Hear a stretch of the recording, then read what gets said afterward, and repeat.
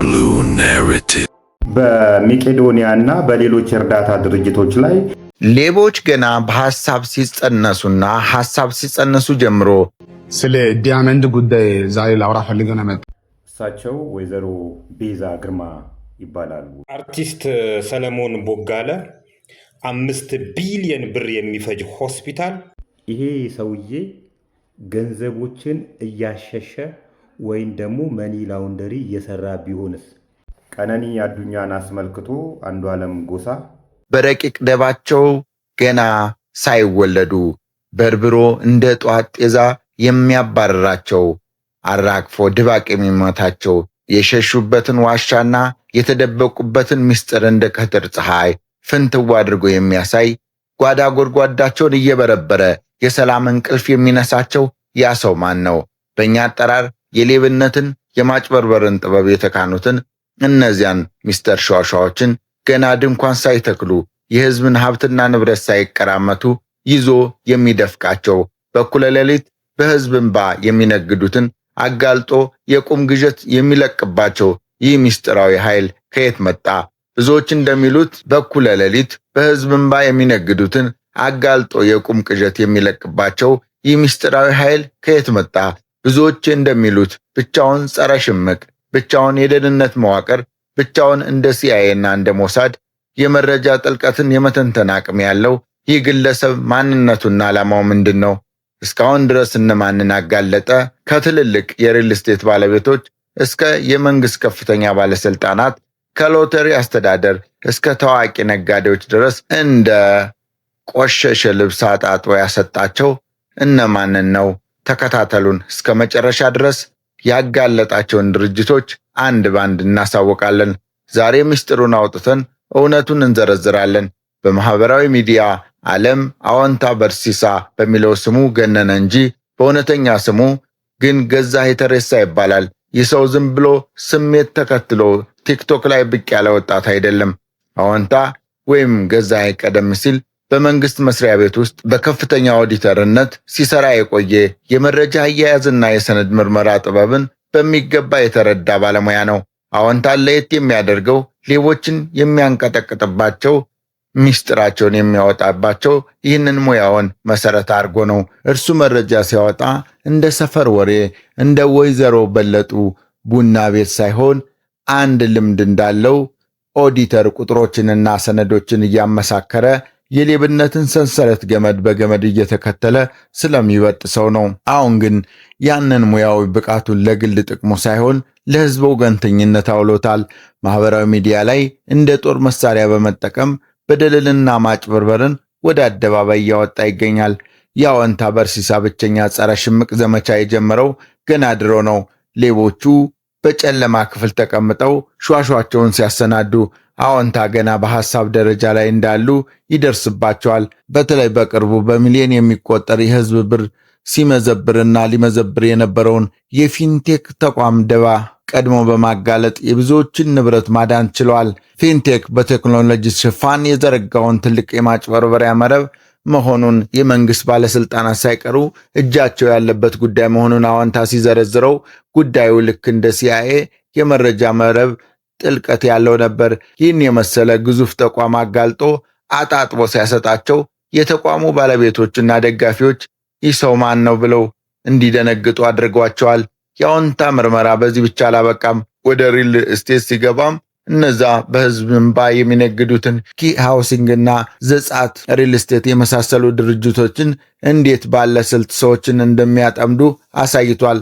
በሺዎች የሚቆጠሩ ዜጎች ላባቸውን አንጠብጥበው ያጠራቀሙትን ገንዘብ ለቤት ግዢ ሲሰጡ፣ ድርጅቶቹ ግን በስተጀርባ ሆነው በሚፈጽሙት ሿሿ ሕዝብን ሜዳ ላይ ሲያስቀሩ አዎንታ ዝም አላለም። እንደ ኢታማዦር ሹም ሆኖ ትዕዛዝ እየሰጠ ማስረጃዎችን እየደረደረ የሌቦችን መደበቂያ ጎዳ ጉድጓዳቸውን እየበረበረ ለሕዝብ ፍርድ አቅርቧቸዋል። በዚህም ምክንያት እነ በረከት ገበሬዋን እና ይልቃል ወልደ ጊዮርጊስን የመሰሉ በንግድና በፖለቲካው ዓለም ስማቸውም የሚገነውን ሌሎችን ግለሰቦችን ገመናቸውን በአደባባይ ዘርግፎታል። ሌላውና እጅግ የሚደንቀው የአዎንታ ሥራ የጤና ተቋማትን ዘርፍ የተመለከተውን ነው። የግል ጤና ተቋማት የሰውን ሕይወት ለማዳን ሳይሆን በህመማቸው ላይ እንዴት ሿሿ እንደሚፈጽሙ አላስፈላጊ ምርመራዎችና መድኃኒቶችን እያዘዙ የድሃውን ኪስ እንዴት እንደሚያጥፉና እንደሚመዘብሩ በዝርዝር አጋልጧል። እያጋለጠም ነው። ወደፊትም አጋልጣለሁ በደንብ እያለ ይናገራል። የጤና ተቋማት የንግድ ማዕከል መሆናቸውን በውስጣቸው ያሉትን የሌብነት ሰንሰለቶች ሲበጥሳቸው አዎንታ ለሕዝብ ያለውን ተቆርቋሪነት በተግባር አሳይቷል። ከዚህም አልፎ የሰውን ልጅ እንደ ዕቃ የሚነግዱትን የሰብአዊ መብት ረጋጮች ወይም የሰውን ንግድ ሁማን ትራፊኪንግ የሚያካሂዱ አካላትን ወደ ብርሃን አውጥቷቸዋል። ወደ ውጭ ሀገር እንልካቸዋለን እያሉ የዜጎችን ተስፋና ገንዘብ የሚበዘብዙ ኤጀንሲዎችን፣ ሌላው ቀርቶ በዚህ ደባ ውስጥ እጃቸው ያለበትን ታዋቂ ሰዎችንና አርቲስቶችን ሳይቀር ስማቸውን እየጠራ እያጋለጠ ይገኛል። አዎንታ ይህ ሁሉ ሲያደርግ ግን መንገዱ አልጋ ባልጋ አልነበረም። ግዙፍ ኃይልና ገንዘብ ያላቸው አካላት እርሱን ለማጥፋት ዝም ለማሰኘት ያልቆፈሩት ጉድጓድ የለም። ከባድ ዛቻና ማስፈራሪያዎችን ያደርሱበታል። እንደ መንሱር ጀማል ያሉ አካላት ሳይቀሩ እርሱን ለማሳጣትና ለመሳደብ ቢሞክሩም ለምሳሌ ቁርሱን በልቶ ምሳውን የማይደግም እያሉ እርሱ ግን ከዓላማው ፍንክች አላለም። አዎንታ በርሲሳ ወይም ገዛኢ ተሬሳ ለዚህ ስራው እስከ ሕይወት መስዋዕትነት ሊያደርስ የሚችል ትልቅ ዋጋ እየከፈለ ይገኛል። ብቻውን ሆኖ የሎተሪ አስተዳደርን ሙስና፣ የመንግስት ባለስልጣናትን ድክመትና የሪል ስቴት ነጋዴዎችን ክፋት ሲታገል ጀርባው ያለው ኃይል ምንድነው ተብሎ ሲጠየቅ መልሱ አንድ ብቻ ነው። እርሱም የማይበገረውና የማይፈራው ማንነቱ ነው። አዎንታ መረጃውን ሲያቀርብ ምንጥሩን እናወጣለን የሚለው ቃል የትግሉ መጀመሪያ ነው። ምንጥሩን መውጣት ማለት ዋናውን ስራ ሚስጥር፣ የተሸሸገውን ሴራ፣ የሌቦችን የመጨረሻ ግብ ማግኘት ማለት ነው። ይህ ሰው ብቻውን ሆኖ እንደ አንድ የደህንነት ተቋም መስራቱ በሀገራችን የፍትህ ስርዓት ውስጥ ያለውን ክፍተት ያሳያል። ህዝብ መብቱን የሚያስከብርለት ሲያጣ አዎንታ እንደ አማራጭ ድምፅ ሆኖ ብቅ ብሏል። የአዎንታ ስራ ዝም ብሎ መረጃ መስጠት ሳይሆን ዜጎች እንዲነቁ፣ ሰለባ እንዳይሆኑና ሌቦችን እንዲታገሉ መንገድ ማሳየት ጭምር ነው። በዚህ ታሪካዊ ዘገባችን ውስጥ አዎንታ እንዴት ሌቦችን ሿሿ እንደሚሰብርና የጥቅም ሰንሰለታቸውን እንዴት እንደሚያፈራርስ በጥልቅ ማየታችንን እንቀጥላለን።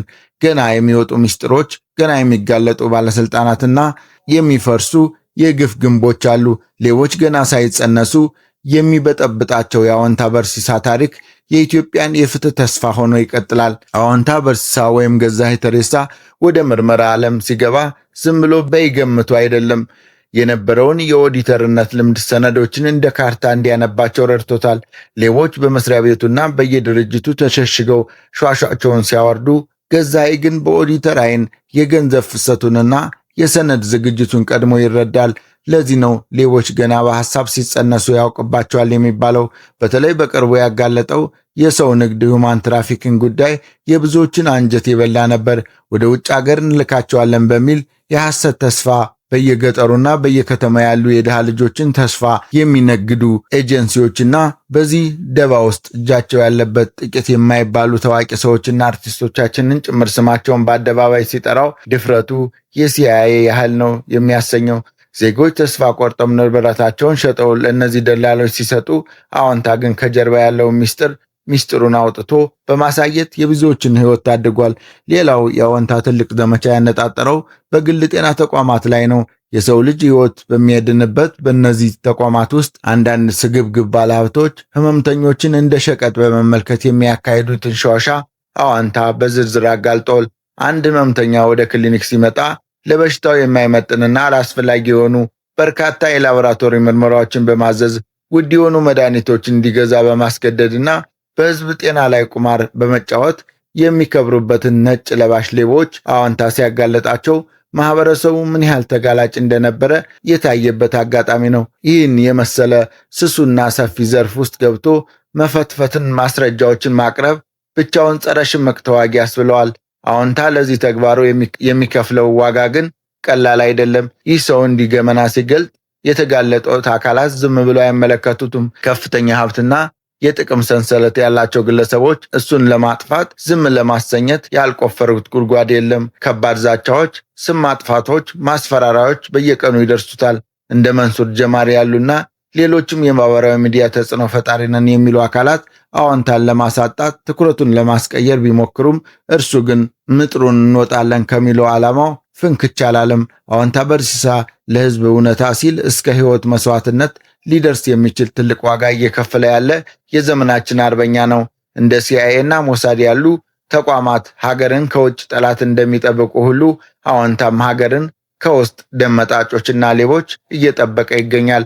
የሎተሪ አስተዳደርን፣ የፊንቴክን፣ ከሃውሲንግና ዘጻት ሪል ስቴትን የመሰሉ ግዙፍ ተቋማትን፣ ግለሰቦችን በአንድ ላይ አጣጥቦ ያሰጣው ይህ ሰው ነው። ብቻውን እንደ ኢታማዦር ሹም ሆኖ ሲዘምት ብዙዎች እሱ ከማን ጋር ነው የሚሰራው? ከጎኑስ ያለው ማን ነው? ባለስልጣንስ አለ ወይ ብለው ይጠይቃሉ። ከጀርባው የደህንነት መዋቅር አለ ወይ? የመንግስት ድጋፍስ ምን ይመስላል ይላሉ። መልሱ ግን እጅግ አጭርና ግልጽ ነው። አዎንታ በርሲሳ ከማን ጋር ይሰራል ቢባል መልሱ ህዝብ ነው። ህዝብ አሁንም ህዝብ ነው ከጎኑ ያለው። ይህ ሁሉ መረጃ እንዲያገኝ የሚረዳው ያው የተበደለው የፍትህ ጥም ያለውና እውነቱን የሚያውቀው ሰፊው የኢትዮጵያ ህዝብ ነው። የአዎንታ ትልቁ ኃይል የአይበገሬነት፣ የማይፈሬነት፣ ለህዝብ ያለው ንጹህ ተቆርቋሪነት ነው። ሌቦች ገና በሐሳብ ሲጸነሱ፣ በረቂቅ ደባቸው ገና ሳይወለዱ በርብሮ እንደ ጠዋት ጤዛ የሚያባራቸው፣ ጓዳ ጎድጓዳቸውን እየበረበረ የሰላም እንቅልፍ የሚነሳቸው ይህ ብርቱ ሰው ነው። ለሀገራችን የፍትህ ጭላንጭን ሆኗል። እነዚያ ሚስተር ሿሿዎች በገንዘባቸው ቢታበዩም በአዎንታ ፊት ግን ገመናቸው የታወቀ ተራ ሌቦች ናቸው። አዎንታ በርሲሳ ወይም ገዛኢ ተሬሳ ለዚህ ላደረገውና ለምታደርገው ሁሉ፣ ለከፈልከውና ለምትከፍለው መስዋዕትነት ሁሉ ህዝብ ያከብርሃል። ስለሆነም ለዚህ ህዝብ ድምፅ ለሆነው ጽኑ ሰው ፈጣሪ ረጅም ዕድሜና ጤና ይስጥልን፣ ክፉ አይንካህ። የአገርና የህዝብ አደራ ያለብህና ለህዝባችን ረጅም ዕድሜ ይስጥልን። የጀመርከው የሌቦችን ገመና የማጋለጥና ፍትህን የማስፈን ጉዞ ዳር እንዲደርስ ሁላችንም ከጎንህ ነን። እውነት ትንገስ፣ ክፋትና ሌብነት ይውደም። አዎንታ በርሲሳ ሆይ የብዙዎች ተስፋ ሆነ ቀጥል። በያዝከው የእውነተኛ መንገድ ሁሉ አይዞህ፣ አዎንታ በርታ። ምጥሩን መወጣት ገና ይቀጥላል። በተለይ በበጎ አድራጎት ድርጅቶች፣ በጤና ተቋማት፣ በማይክሮፋይናንስ እና በሪል ስቴት ዘርፎች የጀመርከው አካሄድ አበረታት ተቀጥል እንላለን። ለቻናላችን አዲስ ከሆናችሁ ሰብስክራይብ እና ሼር በማድረግ ቤተሰብ ሁኑ። ሌሎች እሱ ያደረጋቸውን እውነታዎች እየተከታተልን የምናቀርብ ይሆናል። ሌሎች መረጃዎች ከዚህ ቀጥሎ ይቀርባሉ። እነማንን አጋለጠ የሚለው በእሱ አንደበት ምን እንደተባለ እናሳያቸዋለን። እስከ መጨረሻው ተከታተሉ። አርቲስት ሰለሞን ቦጋለ 5 ቢሊዮን ብር የሚፈጅ ሆስፒታል ላስገነባ ነውና ደጋግ ኢትዮጵያውያን ወዲህ በሉ እጃችሁን ዘርጉ ሲል ነበር የዛሬ 3 ዓመት ገደማ። ይሄን ሆስፒታል ከጓደኞቼ ጋር ሆኜ ልገነባ ያነሳሳይ ነገር ህንድ በነበርኩበት ሰዓት የህንድ ዶክተሮችና የኢትዮጵያ ደላላዎች በጋራ አንዲት ኢትዮጵያዊ ታማሚ ህፃን ላይ ሲያሰቃዩት ስላየው ነው ብሎ እንዲነግሮን ነበር። በደላላ ህንድ ሀገር አንዲት እናት ልጇን ይዛ ወደ ህንድ ትሄዳለች። ህንድ ከደረሰች በኋላ ደላላው ከዚህ ዶክተሩን ልጁን ኦፕሬሽን እንዳታረገው ሂሳብ ስላልተከፈለ እያለ ሲያሰቃያት የልጁ ሆድ እያበጠ ሲመጣ በማየቴ ምክንያት ሀገሬ ላይ 5 ቢሊዮን ብር የሚያወጣ ሆስፒታል ለመገንባት አቅጃለሁና ደጋግ ኢትዮጵያውያን እጃችሁን ዘርጉ ብሎ በኢትዮጵያ ንግድ ባንክና በአቢሲኒያ ባንክ ገንዘብ ሲላክለት ነበር። ከዚህ በተጨማሪ ሆላንድ ሀገር ያለው ፊሊፕስ የተባለው ኩባንያ ግማሹን ከቻልክ ግማሹን ደግሞ እኛ ችለን ሆስፒታሉን እናስገነባዋለን፣ ሆስፒታሉ ሲያልቅ ደግሞ ሁሉንም የሆስፒታሉ ዕቃዎች በፊሊፕስ ማቴሪያሎች እንሞላለሃለን ብለውኛል እያለ ሲያለቅ ሲያነባ ኢትዮጵያውያንም እጃቸውን ሲዘረጉ ነበር። ከዚህ በተጨማሪ በቴሌ አጭር ስልክ ቁጥርም ብር እንዲላክ እያመቻቸው ነው ሲል ነበር ሰይፉ ፋንታውን ላይ ቀርቦ እና ይኸው 3 ዓመት ሆነው። ቄሱም ዝም ምኑም ዝም ነው የሚባለው። የታረከው ብለን እንጠይቀሃለን አንድረሳማ። እኛ የታረከው ስንት ብርስ ተለቀመ? ለምንስ ተቋረጠ? ለምንስ ለቀምክና አቋረጥከው ማለት እንፈልጋለን እንደ ዜጋ። ሌላኛው የወሎ ተርሸሪ ሆስፒታል ነው። ወሎ ተርሸሪ ሆስፒታልም እንደዚሁ እናስገነባላችኋለን ተብሎ በሎተሪ ሲለቀም ከርሞ የሎተሪ ብሩ የት እንደገባ አይታወቅም ብሎ ነበረ የፌዴራል ኦዲት አንድ ጊዜ። እና እሱን ነገር የታደረሳችሁት በእርግጥ ከግለሰቦች ላይ ተነጥቆ ወደ ወሎ ሆስፒታል እንደተሰጠ ሰምተናል። እና የት ደረሰ የወሎ ሆስፒታል? ያ ሁሉ የተወራለት፣ ያ ሁሉ ገንዘብ የተለቀመለት ከሰራተኞች ከሎተሪ ከተለያዩ ገቢዎች ብር ሲለቀም ነበር እና እሱንም አልረሳነውም። ይሄ ሰውዬ ገንዘቦችን እያሸሸ ወይም ደግሞ መኒ ላውንደሪ እየሰራ ቢሆንስ እንዴት በሉና ጠይቁ። እንግዲህ ፌኔት ገመቺስ ለተባለች ልጅ ሽምግልና ሲላክ የ50 ሚሊዮን ብር መኪና ለቤተሰብ ተልኳል ብለናል። እሺ ለእሷ ለልጅቷ ልብሱን፣ የግንባር ላይ የሚደረጉትን፣ ጣት ላይ የሚደረጉትን፣ አንገት ላይ የሚደረጉትን 2 የባህላዊና የሐረር ልብሶች ላይ የተደረጉ ወርቆችን ስንገምታቸው ጠቅላላ ከ250 እስከ 300 ሚሊዮን ብር ድረስ ያወጣሉ ብለን ገምተናል። በዚህ ሽምግልና ምክንያት የላካቸው ዕቃዎችን ወደ ቤተሰቦቹ አዘዋወረው ማለት ነው አይደለ? በሌላ ቋንቋ አጠበው ማለት ነው በሌላ ቋንቋ። ስለዚህ በቀላሉ እሱ ጋር የነበሩትን ንብረቶች ሽምግልና በሚል ተልካሻ ምክንያት ወደ ቤተሰቦቹ አሸጋገረው ማለት ነው። እንደዚህ እንዳንዳንድ ለምንድን ነው የማናስበው ግን? እንደዚህ ሊሆን የሚችልበት እድል አለ። ባዜ ምንጫቸው የማይታወቁ ንብረቶችን የተለያዩ የሀገራችንን ባህሎችና ኖርሞችን ምክንያት በማድረግ ትልቅ እኛ የምናወራው ይህን ያህል ብር ሰጣት ምናምን ነው ሊሆን ይችላል። እና በዚህ ጉዳይ ላይ እንትን የምትሉ ሰዎች እያሰባችሁበት እንደዚህ ነው መታሰብ ያለበት ብዬ ስለጠረጠርኩ ነው። በተጨማሪ ግን እነዚህ የሎተሪ፣ የስጦታ፣ የተለያዩ ሽልማቶች ታክሰብል ናቸው።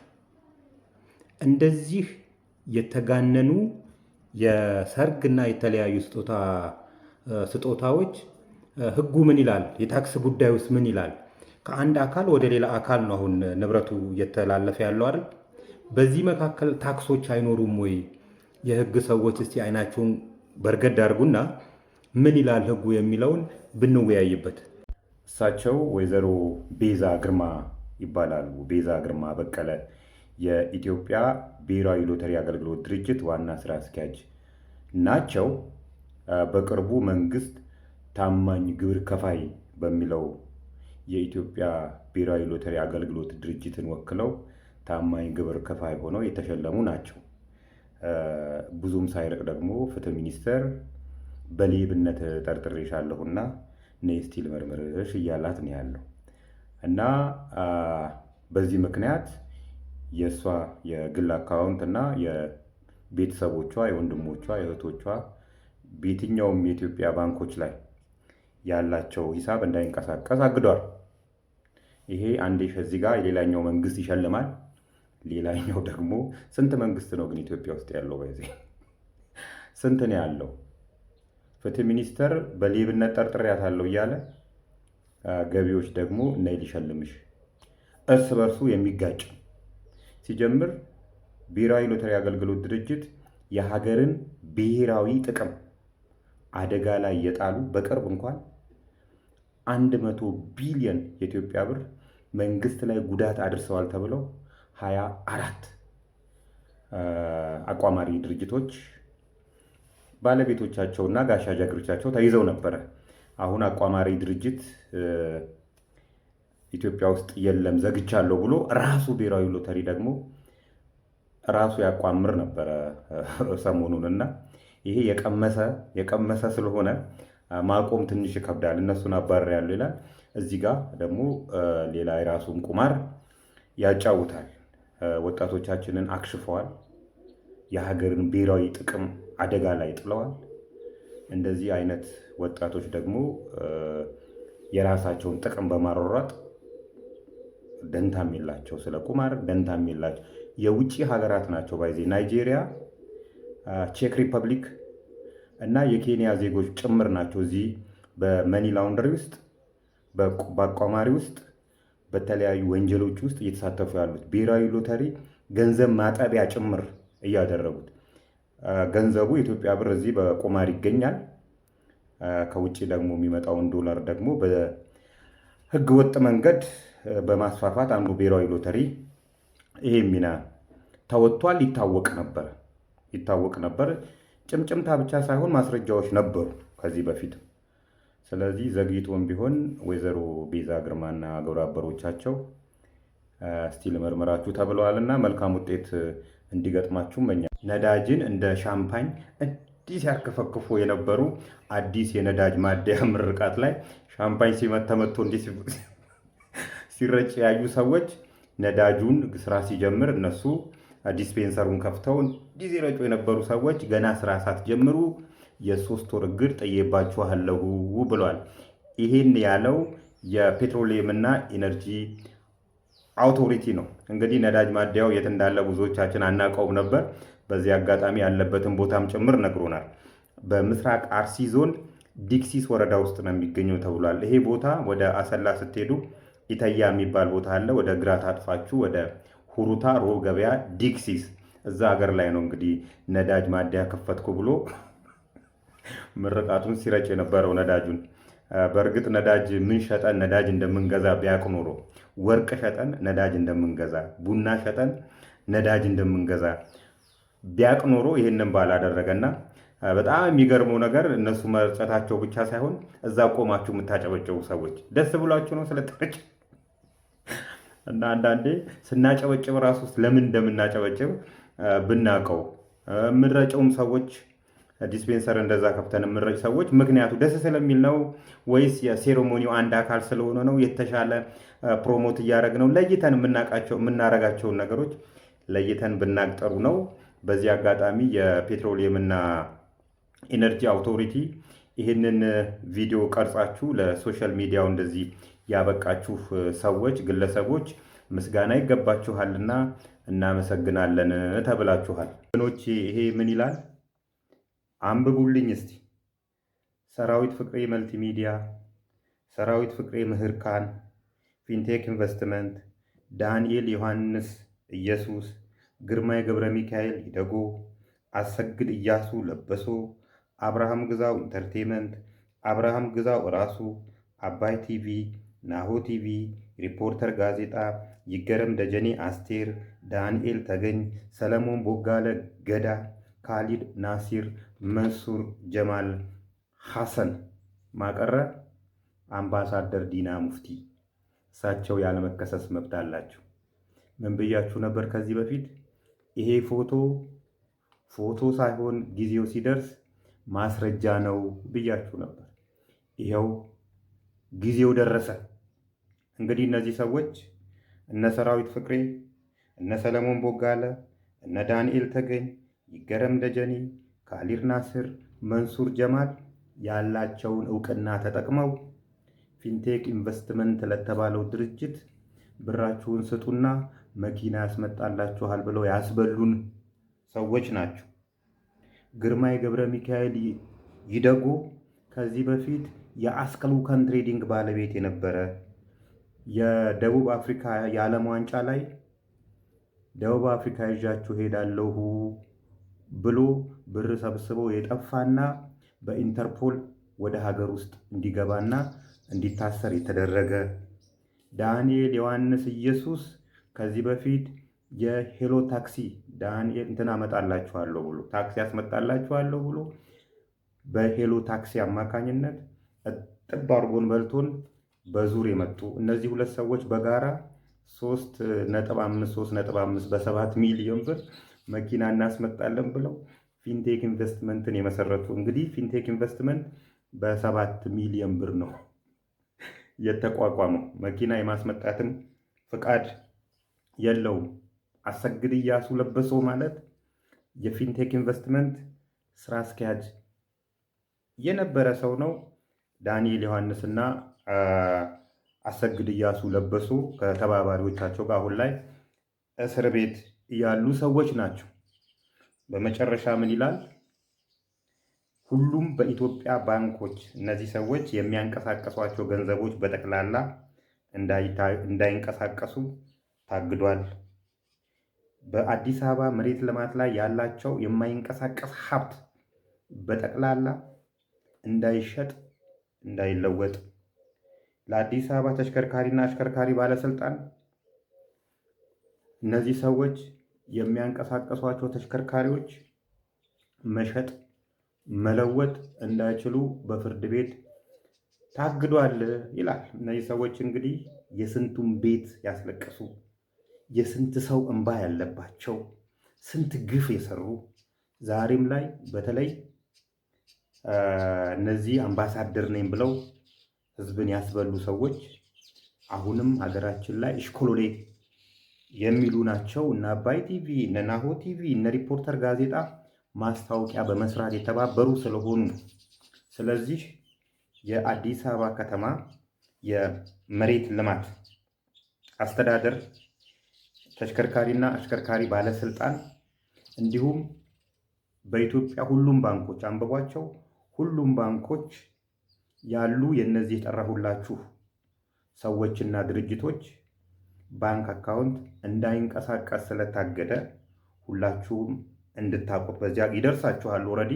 ነገር ግን የማታውቁ ከሆነ በዚህ አካባቢ መሯሯጥ ሊኖር ስለሚችል ንብረቶቻቸውን ለመሸጥ መሯሯጥ ሊኖር ስለሚችል የመሬት ልማት ላይ የምትሰሩ ተሽከርካሪና አሽከርካሪ ባለስልጣን ላይ የምትሰሩ በሁሉም ባንኮች የምትሰሩ ሰራተኞችና የስራ ኃላፊዎች እነዚህን የተጎዱ ሰዎች ታሳቢ በማድረግ እንድትተባበሯቸው ለመጠየቅ ነው። ያው እንግዲህ ብዙ ታግለን ነበረ፣ ብዙ ሰዎችን አድነናል፣ ብዙ ሰዎች ደግሞ ተበልተዋል። ያለው እድል አሁን ወደ ህግ መሄድ ነውና ጎበዝ ሰዎች ወደ ህግ ይዘውት ሄደው ይህንን ውጤት አምጥተዋል። ትግሉ እንግዲህ ይቀጥላል ማለት ነው።